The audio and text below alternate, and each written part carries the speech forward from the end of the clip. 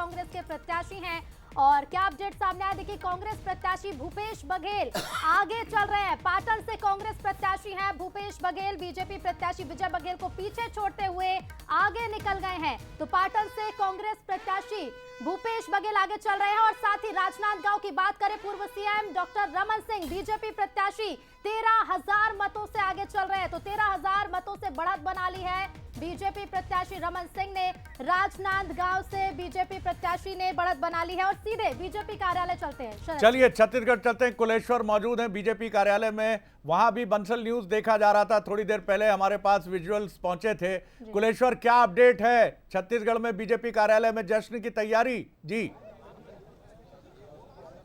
देखिए बिल्कुल शरद जी, मैं इस समय मतगणना स्थल के बाहर हूं और यहां पर मैं तस्वीर दिखाना चाहूंगा कि सिर्फ भगवा ही भगवा दिख रहा है, सिर्फ और सिर्फ जो है कमल का निशान दिख रहा है। क्योंकि जिस तरह से रायपुर के 7 विधानसभा में लगातार बीजेपी को बड़ी बहुमत से बढ़त बनाया जा रहा है, इसके लिए जश्न जो है बीजेपी के तमाम कार्यकर्ता को मना रहे हैं। और सुबह से ही हम देख रहे हैं चीज को कि लगातार भाजपा जिंदाबाद, मोदी जिंदाबाद के नारे चल रहे हैं। कहीं ना कहीं जो अभी रुझान है उसमें रायपुर के 7 विधानसभा में जो है बढ़त जो है बीजेपी को बनाया जा रहा है। और देख सकते हैं जश्न का माहौल है, जिंदाबाद के नारे चल रहे हैं। इन्हीं से हम बात करेंगे, क्या लग रहा है?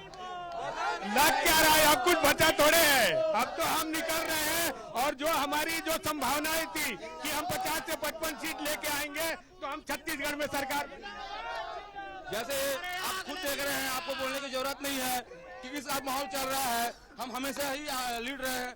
छत्तीसगढ़ की जनता जान गई है कि कौन लबरा है और कौन सच्चा है। जान के तो देख सकते हैं जो पूरा जश्न है कि सरकार भूपेश बघेल की सरकार पूरा घोटाले की सरकार है, पूरा भ्रष्टाचार का सरकार है, उसने किसको नहीं ठगा। हर ऐसा क्या कर दिया कि बीजेपी इतनी बढ़ गई? भारतीय जनता पार्टी के 15 सालों के विकास कार्य और डॉक्टर रमन सिंह जी के विकास कार्यों को देखकर जनता आज पर उन पर विश्वास किया है। और जिस प्रकार से 5 साल में कांग्रेस की सरकार ने शराब घोटाला, चावल घोटाला, दारू घोटाला, गोबर घोटाला, इस प्रकार घोटाला किया, युवाओं को पीएससी जैसा घोटाला किया, सबके कारण जो लेकिन कुछ चेहरे ऐसे हैं जो अभी भी जिनको लग रहा है कि मैच फिनिश। चलिए मध्य क्षेत्र में बीजेपी का दबदबा, तो वो जो कंट्रोवर्शियल एग्जिट पोल था उसकी कहानी सही साबित हो रही है। बड़े खुश होंगे एग्जिट पोल करने वाले वो महोदय जिनका तथाकथित वीडियो वायरल हुआ था। तो मध्य क्षेत्र में कांग्रेस का दबदबा, और सबसे मैं फिर कहूंगा दक्षिण पश्चिम पर निगाह रखिए जहां सबनानी जी आगे थे।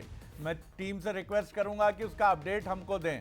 हरदा की दोनों सीटों पर बीजेपी आगे है, ये भी बड़ी महत्वपूर्ण बात है। बैतूल की 5 सीटों में 3 पर बीजेपी आगे है और राजगढ़ की 5 सीटों पर बीजेपी आगे है।